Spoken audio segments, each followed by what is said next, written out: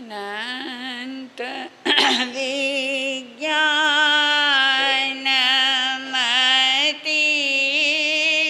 તદોષમ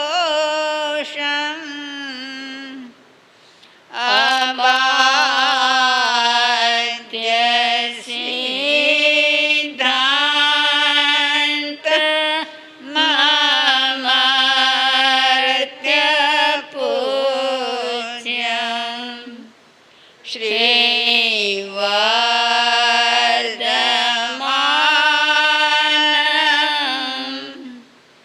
જીનમાપ્તમોખ્યમ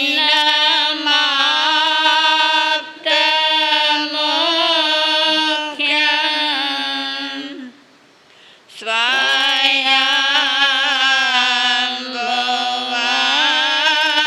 સ્તોતુમર્હયતિ.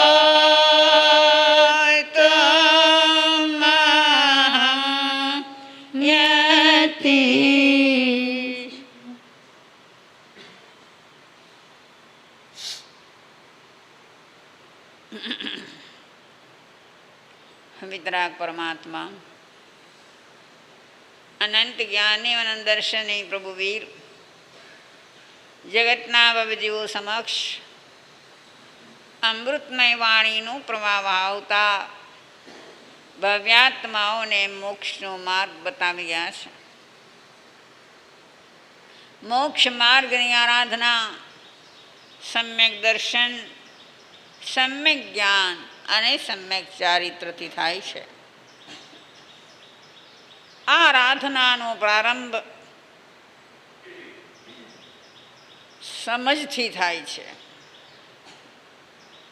બુદ્ધિ દ્વારા સ્વીકારેલી સમજ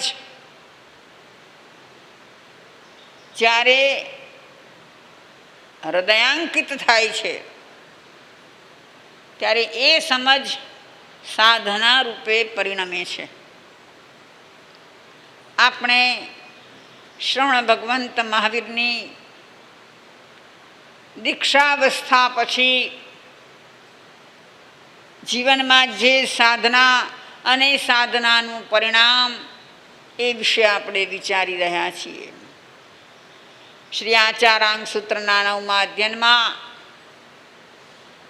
શ્રી પ્રભુની એ ચર્યા બતાવવામાં આવી છે.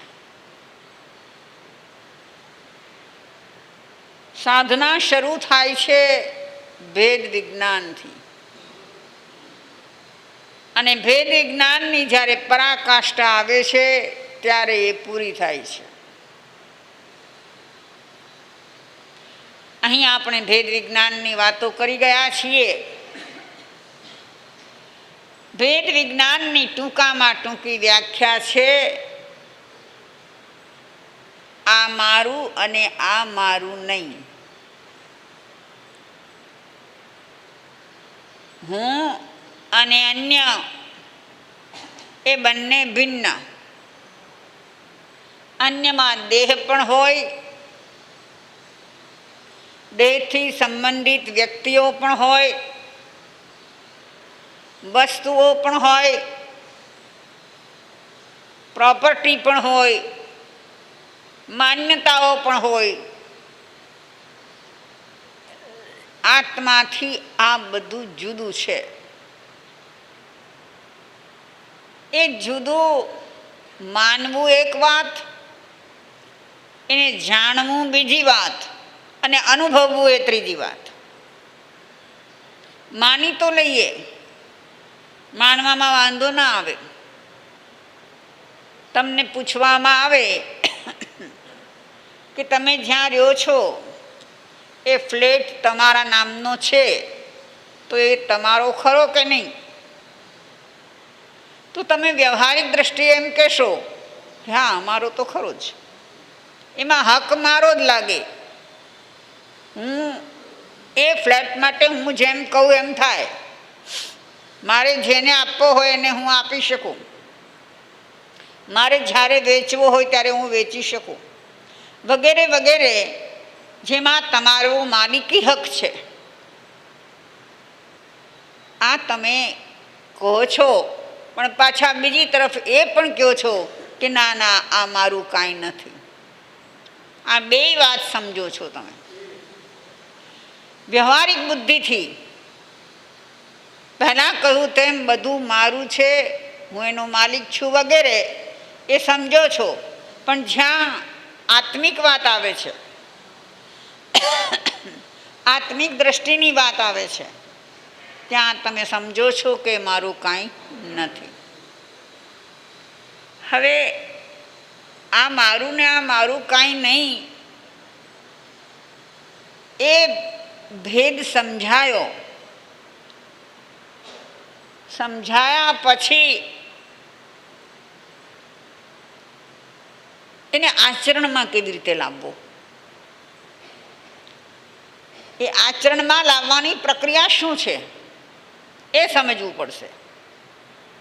જુઓ, વ્યવહારમાં તો તમે ઘણું બોલો છો. હવે મને ખબર નથી, પણ થોડા વર્ષો અગાઉ એવું હતું કે તમારે ત્યાં કોઈ મહેમાન આવ્યા અને એ 4-6 દિવસ રહેવાના છે. હવે તો કોઈ રહેતા જ નથી 4-6 દિવસ. એ બિચારો 4-6 કલાક પણ નથી રહી શકતો. તો 4-6 દિવસની વાત નહીં, પણ આ થોડા વર્ષો પહેલાંની વાત છે. તો તમે એને એમ કહો કે જરાય સંકોચ ન રાખશો, આ તમારું જ ઘર છે. બોલો ને આવા શબ્દો, એમાં સમજો તમારું ઘર છે એટલે જે જોઈએ એ લઈ લ્યો તમે. અને એ જો માથાનો ફરેલો હોય અને એમ કે મારું જ ઘર છે તો મારા નામે લખી દો, નહીં ચાલે. અરે ભાઈ, એ તો વ્યવહારિક ભાષા છે કે એ સંકોચ ન રાખે અને છૂટથી રહે, એના માટે એવું કહીએ છીએ. પણ એકચ્યુઅલી તો એમ નથી, મારું જ છે. એ તો આ જે મારું છે એ મારું નથી, એમાં પલટાઈ જવું જોઈએ. આપણી માન્યતામાંથી, શ્રદ્ધામાંથી એ વાત પલટાઈ જવી જોઈએ. વ્યવહારિક રીતે જેમ છે તેમ છે, પણ નિશ્ચયથી એ મારું નથી. આવી સમજ આપણામાં ઊંડી ઉતરવી જોઈએ. તમારા નામે પણ જે છે એ કાલે તમારી આંખ વિચાય તો શું થાય? તમારી સાથે એ ઘર આપશે કોઈ? ના આપે ને. એનો અર્થ એ છે કે તમારું નથી. તો આવું જે ભેદ વિજ્ઞાન, એ ભેદ વિજ્ઞાનની પરાકાષ્ઠા ક્યાં પહોંચે છે એ વિચારો. વસ્તુમાં, ચીજમાં, પ્રોપર્ટીમાં કે બીજામાં આ મારું નથી એવો એક દ્રઢ શ્રદ્ધા ભાવ ઘડાઈ જવો જોઈએ. એ પછી દેહ અને આત્માનું ભેદ વિજ્ઞાન આપણને આ દેહ અને આત્મા એક કેમ લાગે છે? શાસ્ત્રીય ભાષામાં એમ કહેવાય છે કે દેહ અને આત્મા એક ક્ષેત્રાવગાહી છે. એટલે શું? એક ક્ષેત્રાવગ્રાહી છે એટલે શું? એટલે જ્યાં જ્યાં દેહ છે ત્યાં ત્યાં આત્મા છે. આ આખું શરીર, આમાં આત્મા ક્યાં નથી? શરીરના અણુએ અણુમાં આત્મા છે. વધેલા વાળ ને વધેલા નખને છોડીને બાકી આખા એ શરીરમાં છે. જ્યાં શરીર રહે છે ત્યાં જ આત્મા રહે છે. એક ક્ષેત્રાવગાહી શું કહેવાય? કે જે ક્ષેત્રમાં શરીર છે એ જ ક્ષેત્રમાં આત્મા છે. એવું બને કે હું અહીંયા બેઠી છું ને મારો આત્મા ત્યાં હોય? ન બને. આત્મા ને દેહ બંને સાથે છે, એક જ જગ્યામાં છે, એક જ ક્ષેત્રમાં છે. એમ હોવાને કારણે આપણને દેહ અને આત્મા એક લાગે છે, જુદા લાગતા નથી. પણ આપણે સૌએ અનુભવ્યું છે કે જ્યારે આયુષ્ય પૂર્ણ થાય છે ત્યારે દેહનો કેટલો હિસ્સો જાય આત્માની સાથે? જરા પણ નહીં, જરા પણ નહીં. આત્મા એકલો ચાલ્યો જાય, દેહ આવો ને આવો આખો અહીંયા પડ્યો રહે. જો બે એક હોય તો સાથે જવા જોઈએ, પણ જતા નથી. આપણે સૌએ જોયું છે, ઘણાના મરણ આપણે જોયા છે. એનો અર્થ એ થયો કે દેહ અને આત્મા એક નથી. તો બુદ્ધિથી તો આ સ્વીકારી લીધું છે આપણે, પણ શ્રદ્ધાથી, સ્પર્શનાથી સ્વીકારવાનું છે. અને એવું જેને સ્વીકારાઈ જાય છે એને દેહાતીત દશા કહેવાય છે. દેહાતીત દશા, દેહથી અતીત. દેહ એ અતીત જેનો થઈ ગયો, ભૂતકાળ થઈ ગયો. જુઓ, વિચારજો, અતીત શબ્દ વાપરો છે. દેહ વગરની દશા. દેહ અતીત એટલે ભૂતકાળમાં દેહને હું મારો માનતો, પણ હવે હું એનાથી જુદો પોતાને અનુભવું છું. સમજો આ વાત. જેને પરાકાષ્ઠાનું ભેદ વિજ્ઞાન પ્રવર્તે છે એ એવું અનુભવે છે, ખાલી માનતા નથી. માનવું એક વાત છે. જો તમારો એક ભાઈ હોય, તમે આવીને ઓળખાણ આપશો કે આ મારા ભાઈ છે. સગા ભાઈ? તો કે હા હા સગા ભાઈ, આ મારા મોટા ભાઈ, આમાં સગા ભાઈ છે. એક બીજી વ્યક્તિ આવે છે તો તમે એને એમ કહો છો કે આ અમારો ને એનો સંબંધ એવો છે, મારા ભાઈ જેવો છે. ભાઈ છે અને ભાઈ જેવો છે, એમાં કાંઈ ફરક? પેલો એક જ માના અમે બે દીકરા છીએ, અને પેલો છે તો કોઈ બીજાનો દીકરો, પણ અમે માનવામાં માન્યો છે કે એ મારો ભાઈ છે. આ બેમાં કેટલો ફરક? ભાગ પડશે તો કોની સાથે ભાગ પડશે? પેલો ભાઈ જેવો છે એની સાથે? ના ના. તો એમાં કેવો ભેદ કરતા આપણને આવડે છે. અને ત્યાં ચોક્કસ શ્રદ્ધાથી આ માનીએ છીએ. શ્રદ્ધા માનવા કરતાં અંદરમાં એ અનુભવીએ છીએ. બસ એવી રીતે જ્ઞાની પુરુષની દશા એ છે કે દેહ છે, આત્મા છે. એમાં દેહ અને આત્મા સાથે રહ્યા પછી પણ દેહના બધા કાર્યો કરવા છતાં પણ એનાથી અલગ અનુભવાય છે. એવી દશા થાય કે ન થાય? હું જે કહું છું એ ગપ્પા મારું છું કે એવું બની શકે? થાય ને. આપણે ત્યાં ઇતિહાસમાં અનેક ઉદાહરણો છે. બાહુબલીને શું થયું હતું? બાહુબલી 1 વર્ષ સુધી પોતનપુરના પહાડ પર ઊભા રહ્યા, ધ્યાનસ્થ દશામાં રહ્યા. એને દેહનું ભાન રહ્યું હતું? પક્ષીઓએ કાનમાં માળા નાખ્યા, વેલડીઓ શરીરને વીંટળાઈ વળી, કેટલા જીવજંતુઓ એના શરીરને કાટી ગયા, છતાં એને ખબર નથી. આપણે જ્યાં સુધી આ અનુભવ્યું નથી ને ત્યાં સુધી આપણને એવું લાગે કે એવું તે કાંઈ બનતું હશે કે ખબર ન રહે, કે ભાન વગર ના હોય. નાના ભાન વગરના ન હોય, પણ આત્મભાનમાં હોય, દેહ ભાનમાં ન હોય. સમજાય છે? દેહનું ભાન નથી. જે પહેલા હું દેહ છું અને દેહમાં જે રમી રહ્યો હોય, દેહને જરા પણ કાંઈક થાય એની તરત એને અસર થાય. આપણું શું થાય છે? તરત અસર થાય છે. પણ જેની દેહ દશા મટી અને આત્મદશા થાય છે, દેહ છે કે નહીં એને ખબર ન હોય, એવા એવા જ્ઞાની પુરુષોની વાતો સાંભળી છે કે એ જ્ઞાનીઓ એમ કે છે કે અમારે દેહ છે કે નહીં એ અમે યાદ કરીએ ત્યારે અમને ખબર પડે છે. આ ક્યાં ઊંચે પહોંચ્યા હશે? કયો આત્મામાં કેટલા રમતા હશે? એટલે દેહમાં થતી કોઈ પણ જાતની પ્રક્રિયા એનું એને ભાન નથી રહેતું. આપણે જેમ બાહુબલીનું કહ્યું, ગસ્સુ કુમાર અને એવા અનેક મહાપુરુષોની વાતો છે કે પ્રાણઘાતક ઉપસર્ગો આવ્યા અને છતાં એ ડગ્યા નહીં. એ ડગ્યા કેમ નહીં?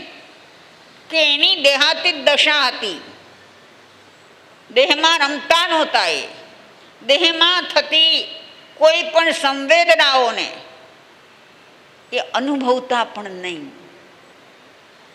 એ સંવેદનાઓથી પર થઈ ગયા હતા.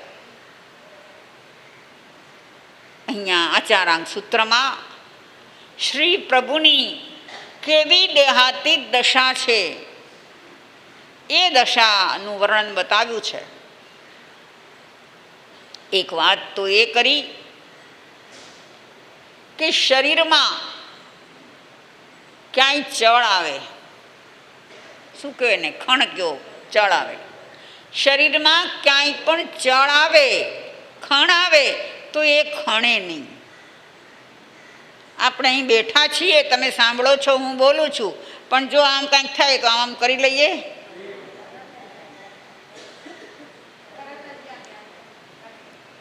અહીં તરત ધ્યાન જાય છે, તરત એની ક્રિયા પણ થઈ જાય છે, પ્રતિક્રિયા પણ થઈ જાય છે. કેમ? મને આમ થયું. જ્યારે દેહની દશાથી ઉપર ઉઠેલા એવા એ જીવને શરીરમાં ક્યાંય પણ ખણ આવે છે? નથી ખણતા. અઘરું છે. આ એક વાત કહું તમને, હું ઇસ્લામ ધર્મમાં મક્કા મદીનાનું બહુ મહત્વ છે. મક્કા મદીના હજ કરવા જાય, આપણે જેને યાત્રા કહીએ છીએ એમ હજ કરવા જાય. એ હજના કેટલાક નિયમો હોય છે. હજ કરવા જનાર વ્યક્તિ સીવ્યા વગરનું કપડું પહેરે. તમે આ શર્ટ પેન્ટ પહેરો એ તો સીવેલા હોય, સીવ્યા વગરનું કપડું પહેરે. એક વાત એ. બીજી વાત કે હજ કરવા ગયા હોય અને ત્યારે એને શરીરે ખણ આવે તો એ ખણે નહીં. કેમ? જુઓ, ત્યાં ઇસ્લામમાં જે છે એ અલ્લાહ પ્રત્યેની એની જે શ્રદ્ધા છે, અલ્લાહે ના પાડી છે એટલે આ ન કરાય, એટલે એ નથી ખણતા. પણ એ સંયમ રાખવો બહુ અઘરો છે. વાત કેટલી નાની છે. શરીરમાં ખણ આવવી એ કેટલી નાની વાત છે, પણ એના પર સંયમ રાખવો અઘરો છે. નથી રહી શકતો. કેટલીક વખત આપણે એવી ઓકવર્ડ પરિસ્થિતિમાં મુકાઈ જઈએ છીએ. સભાની વચ્ચે હોઈએ, લોકોની વચ્ચે હોઈએ અને એવું કંઈ થાય તો એ સહન કરવું એ અઘરું લાગે છે. તો ત્યાં હજ કરવા જાય છે, મક્કા મદીના એ પવિત્ર સ્થળ છે, એટલે ત્યાં એ ન કરાય. ન કરાય એમ સમજીને નથી કરતા. જો આ એક વાત સમજજો, આપણે સૌ પણ અમુક વસ્તુ નથી કરતા એ એટલા માટે નથી કરતા કે હું સાધુ છું, મારે આમ ન કરાય. તમને એમ થાય કે હું ગ્રહસ્થી શ્રાવક છું, મારે આમ ન કરાય. ન કરાય માટે નથી કરતો. ન કરાય માટે નથી કરતો, પણ સહજ દશા નથી. એ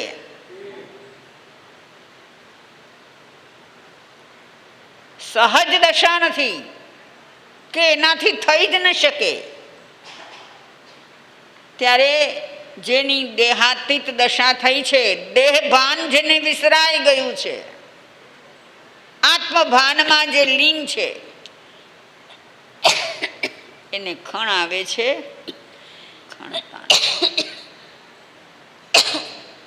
આપણે ઘણી વખત એવું કહીએ છીએ કે એટલી બધી ખણ આવે કે સહન ન થાય, કહીએ છીએ. એમનું શું થતું હશે? મહાવીરની જ વાત કરીએ કે મુનિ પણ એ વિચરી રહ્યા છે. મહાવીર, એ મહાવીરને શરીરમાં આવું થઈ શકે કે નહીં? થઈ તો શકે. ઔદારિક દેહ છે, હાડ માંસનો બનેલો દેહ છે એમનો. એ ઔદારિક શરીરમાં આવું થવું સહજ છે, પણ થતું નથી. આ ભેદ વિજ્ઞાનની પરાકાષ્ઠા છે. દેહનું ભાન ભૂલાઈ જવું. બાહુબલીને દેહનું ભાન ભૂલાઈ ગયું હતું કે નહીં? હવે જો બાહુબલી વિશે વિચાર કરીએ તો દેહનું ભાન ભૂલાઈ ગયું છે.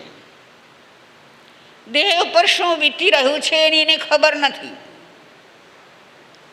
પણ અંદરમાં કશાયો ઘણા દુબળા પડી ગયા છે, ઘણા મંદ પડી ગયા છે, પણ એક કશાય નડી રહ્યો છે, એક માન નડી રહ્યું છે.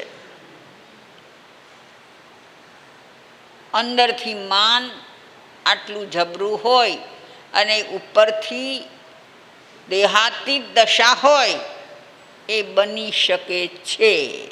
યાદ રાખજો, એ કશાયના ઉદયો જુદી વાત છે અને દેહની દશા એ જુદી વાત છે. અને એટલે જ જેવો જાગૃત થયો એ આત્મા, બાહુબલી જેવો જાગૃત થયો એવો તરત જ એને નિર્ણય કર્યો કે ચાલ પગ ઉપાડ, એને વંદન કરવામાં શું વાંધો છે તને? નાના ભાઈઓને વંદન કરવામાં શું વાંધો છે? ઉપાડ પગ. અને પગ ઉપાડ્યો ત્યાં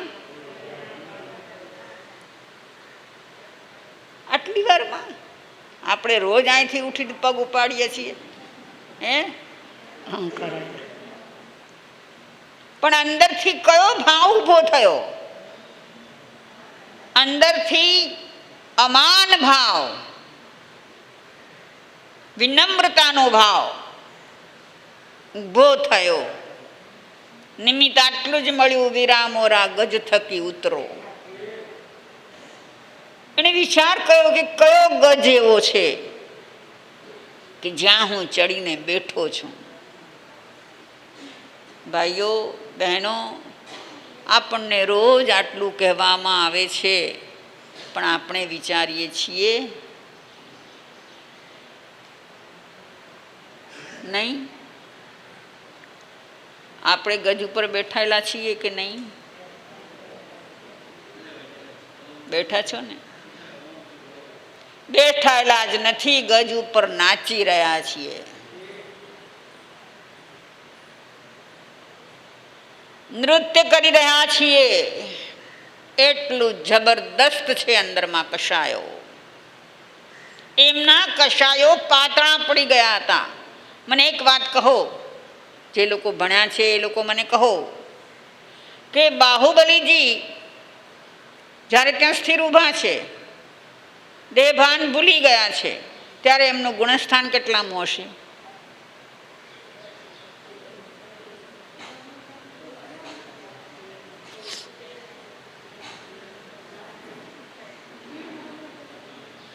કહો કહો કહો. 12મું? નો નો નો નો.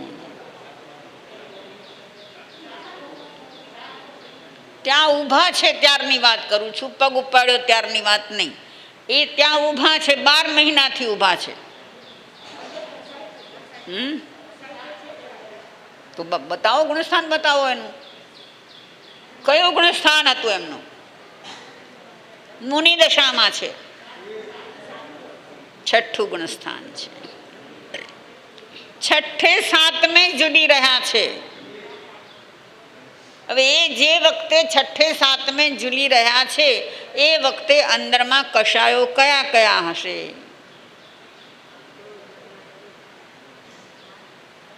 કયા કષાયો હશે? સંજ્વલનના ક્રોધમાન માયા લોભ. યાદ રાખો, કષાયોની દશા એવી છે, અનંતાનુબંધી, અપ્રત્યાખાની, પ્રત્યાખાની, સંજ્વલન, એ બધા એક સાથે જવાવાળા છે. જોકે સંજ્વલનમાં ફરક પડે છે, એક એક કસાઈ જાય છે. તો સંજ્વલનનું માન એમને વર્તી રહ્યું છે. સંજ્વલનના માનને કઈ ઉપમા આપવામાં આવી છે? પાણીમાં લીટી. પાણીમાં કરેલી લીટી કેટલી વાર ટકે? આપણે એક મોટી થાળી લઈએ, થાળીમાં પાણી ભરીએ અને એમાં લીટી કરીએ તો આગળ વધતા જઈએ એમ પાછળ લીટી. આટલી બધી ખોખલી દશા છે, યાદ રાખો. કષાય તો છે પણ કષાય એવા ખોખલા થઈ ગયા છે. છતાં એવો ખોખલો કષાય પણ જ્યાં સુધી છે ત્યાં સુધી નડે છે. આપણા કષાય કેવા છે બાપા? ખોખલા થઈ ગયા છે, જબરદસ્ત છે, કાળવિંડ પથ્થર જેવા છે. એ ક્યારે ખોખલા થશે? કરવા છે કે નહીં? કરવા છે? હા, આ બધામાં પાડશો, ના નહીં પાડો. કરવા જ છે, પણ કરવાની પ્રક્રિયા જે છે, જેનાથી થાય છે એ નથી થતું. એ પ્રયત્ન કરો, એ પુરુષાર્થ કરો કે પ્રભુની આવી દશા થઈ તો મારી કેમ ન થાય? જેવો સિદ્ધ પરમાત્મા એવો આ તન્માહી. અનુભવીએ કેવું કીધું કે મારામાં અને સિદ્ધ પરમાત્મામાં ફરક નથી. અરે એવું હોઈ શકે? તમે માનવા તૈયાર છો બેનો કે જેવો સિદ્ધ પરમાત્મા એવો આત્મા છે એમ માનો? સ્વરૂપની દ્રષ્ટિએ એવો જ છે, ખાલી એને પ્રગટ કરવાનો છે. અરણીના લાકડામાં અગ્નિ તો છે, પણ પ્રગટ કરવાની કળા આવડવી જોઈએ. એક વખત એક વ્યક્તિને કહેવામાં આવ્યું, વર્ષો પહેલાની વાત, એને કહ્યું કે અરણીના લાકડામાં અગ્નિ હોય. કેવું? તો કે હા, તમે બહાર ગામ જતા હો, જંગલમાંથી પસાર થવાનું હોય, અગ્નિની જરૂર પડે અને ખિસ્સામાં માચીસ પણ ન હોય તો અરણીનું લાકડું શોધી લેવું, એમાંથી તમને અગ્નિ મળશે. અને પેલા એનો પ્રયોગ કરવા માંડ્યો. એ જંગલમાં જતો હતો અને અરણીનું એ લાકડું દેખાણું. એ ઓળખતા આવડવું જોઈએ ભાઈ. ઓળખાયું એ તો લઈને બેસી ગયો, પથ્થર એક લીધો ને ટુકડા ટુકડા ટુકડા ટુકડા કરવા માંડ્યો. દેખાણી અગ્નિ? ન દેખાય. એનો પ્રયોગ આવડવો જોઈએ. એ ખબર છે બધાને, બધા શીખવશે આપણને કે હા, એને લઈને જો 2 લાકડાને લઈને સામ સામા ઘસે ને તો એમાંથી અગ્નિ પ્રગટ થાય. મારા બાપ, હું તમને કહું છું કે તમે ઘસો ઘસો કે અંદરમાંથી એ પ્રગટ થાય. જે અંદરમાં બેઠેલો છે એમાં બધું જ છે, એને પ્રગટ કરવાનો પ્રયત્ન કરો. પ્રભુએ એ પ્રયત્ન કર્યો એટલે પ્રભુ દેહાતીત દશાના ધણી થયા.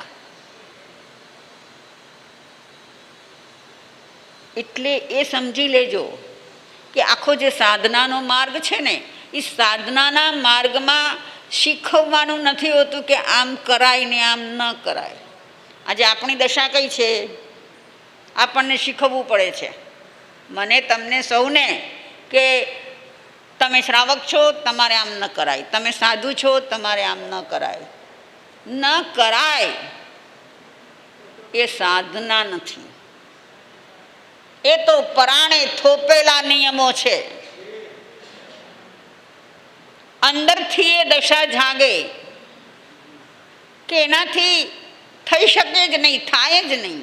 એક નાની વાત કહું, નાનું બાળક હોય, 3, 4, 5 વર્ષનું બાળક જે રમકડાથી રમતું હોય, માનો કે ઢીંગલીથી રમે છે એ, હવે 3 વર્ષના બાળકને ઢીંગલી લાવીને દો તો એ રમશે એનાથી, એને મજા આવશે. પણ એ મોટો થતો જશે એમ પેલી ઢીંગલી છૂટી જશે. તમે તમારા 10 વર્ષના દીકરાને ઢીંગલી લાવીને આપો, કહેશે પપ્પા આ શું લાવ્યા, હું નાનો છું, હું આનાથી રમું, મારા માટે તો બોલ બેટ લાવો. બરાબર છે? એ ઢીંગલી છૂટ્યાની તારીખ કઈ? કોઈ તારીખ નથી. એ સહજ સહજ સહજ જેવી એની સમજણ શક્તિ ખીલતી જાય છે, બાળક મોટો થતો જાય છે, સમજ ખીલતી જાય છે, એમ પેલા રમકડા છૂટતા જાય છે. તમારે એને કહેવું ન પડે કે હવે છોડ, તારે આનાથી ન રમાય, એવું કહેવું નથી પડતું, એ છૂટી જાય છે. બંધુઓ, એ જ રીતે આપણામાં જ્યાં બધા વિષમ ભાવો ભર્યા છે, એ ભાવો એની મેળે છૂટી જાય તો એનું નામ ધર્મ કહેવાય. એ ના છૂટતા હોય તો શું કહેવાય? ખાલી આડંબર, ખાલી ખોખું, ધર્મનું ખોખું, ધર્મ નહીં.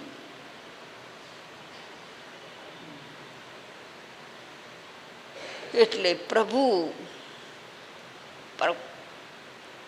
ભેદ વિજ્ઞાનની પરાકાષ્ઠાએ પહોંચી ગયા.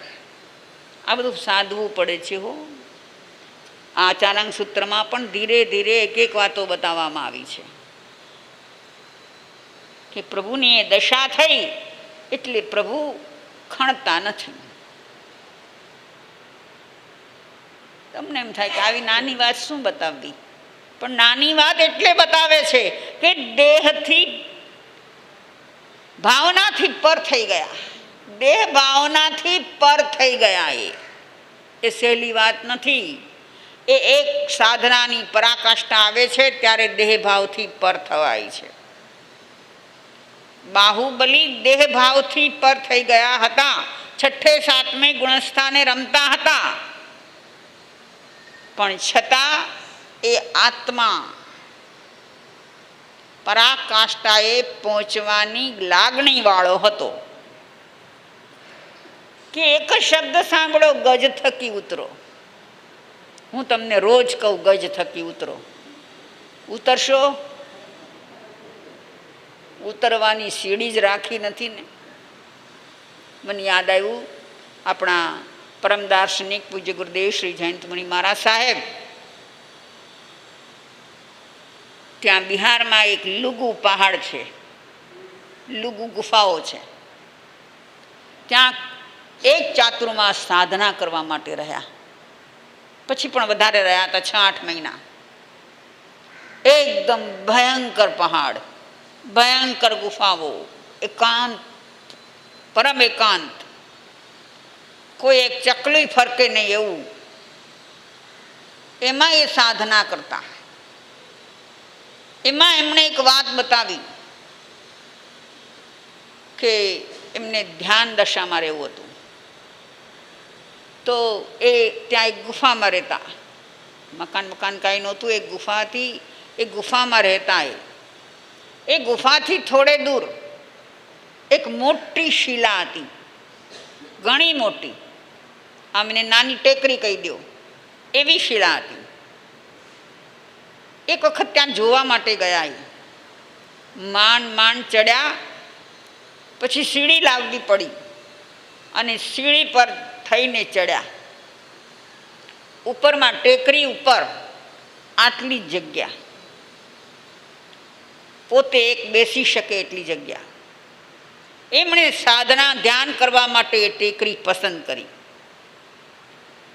એમની સાથે 3-4 નોકર માણસો હતા અને એમણે ત્યાં જવાનું નક્કી કર્યું. માણસોને લઈને ગયા અને પોતે ઉપર ચડી ગયા.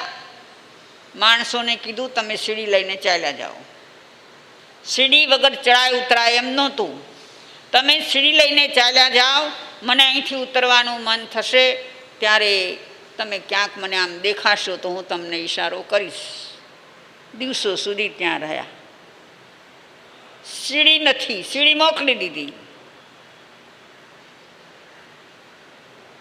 અને કેટલા દિવસોના દિવસો સુધી ત્યાં એમણે સાધના કરી.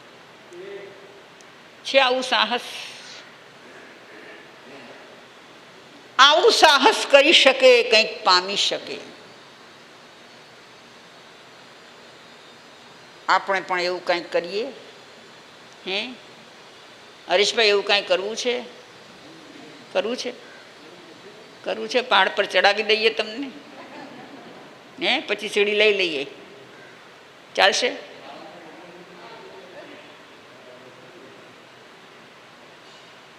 કેવા કેવા પ્રયોગો સાધકો કરતા હોય છે.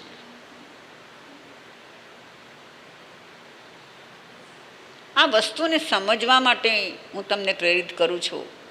કરાય ન કરાય એક વાત જુદી છે, પણ એવી આત્મદશા આવી જાય છે કે એને કરવાનું મન નથી થતું, એ કરી શકતા નથી. જેને આપણે કહીએ છીએ કે બહુ ખણ આવે તો અમે ખણ્યા વગર રહી નથી શકતા. ઘણી વખત એવા કોઈ રોગ થાય છે ચામડીના અને ડૉક્ટરો ના પાડે છે કે તમારે જરાય ખણવું નહીં, પણ તોય રહેવાતું નથી. એ દર્દ વધી જાય તો પણ આપણાથી રહેવાતું નથી. અને એમને એ બાજુ લક્ષ્ય જ નથી. મૂળ વાત ત્યાં છે. લક્ષ્ય બદલાઈ ગયું છે. દેહથી છૂટીને પોતામાં જ રહે છે, પોતામાં જ રહે છે, પોતામાં જ રહે છે. આનું નામ દેહાતીત દશા. આપણે ગાઈએ દેહ છતાં જેની દશા, વર્તે દેહાતીત તે જ્ઞાનીના ચરણમાં, વંદન હો અગણિત. શું વળ્યું આપણું? એને તો વંદન કરી લીધા આપણે, પણ આપણું શું વળ્યું? એક ક્ષણ પણ દેહાતીત દશાનો અનુભવ કરવાનું મન થાય છે? આનો એક પ્રયોગ શીખીએ આપણે. આજે પ્રભુની વાત કરી એનો એક નાનકડો પ્રયોગ શીખીએ. આ શરીરમાં ક્યાંય પણ ખણ આવતી હોય અને આપણે એવો એક નિર્ણય કરીએ કે જ્યારે જ્યારે ખણ આવશે ત્યારે ત્યારે 5 મિનિટ સુધી તો હું નહીં જ ખણું. કરી જુઓ એક પ્રયોગ.